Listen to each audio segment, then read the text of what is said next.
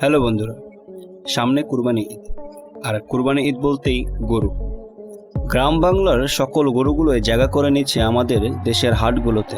গরু হাট থেকে আমরা আমাদের নিজ পছন্দের গরুগুলো সংগ্রহ করে থাকি। আর এই কেনাকাটার মাঝেই মাঝে মধ্যে গরুর সাথে তুলুম মারামারি বেঁধে যায়। আজ আমি ইন্টারনেটে প্রচুর ভাইরাল হওয়া কিছু হাস্যকর ভিডিও ফুটেজ তুলে ধরব।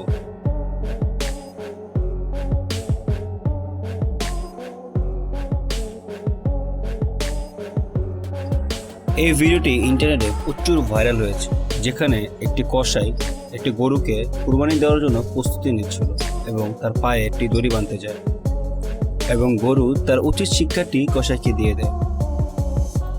আজকে মায়ের কথা যদি কসাই দাদার মনে থাকে, আমার মনে হয় না সে দ্বিতীয়বার কসাইগিরি করবে। এই ভিডিওটিতে একটি রাগী গরুকে মাটিতে ফেলার জন্য চেষ্টা করছিল তিনজন যুবক, কিন্তু গরুটি এতটাই রাগী ছিল যে তাদের চেষ্টাটি ব্যর্থ হয় এবং গরুটি একজনের উপর পুরোপুরি আক্রমণ করে দেয়।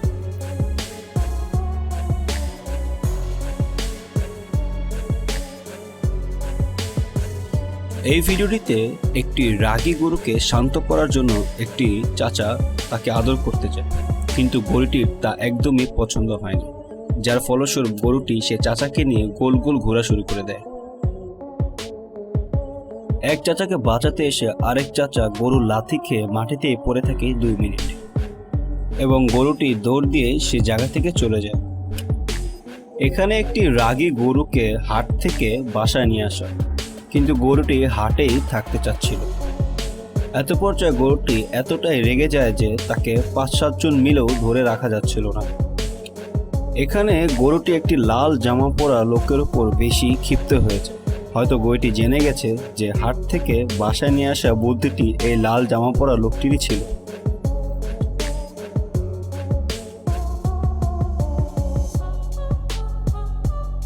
কোনো রাগী গরুকে এত সহজে কন্ট্রোল করা যায় না। হয়তো এই ভিডিওটি তারই একটি প্রমাণ।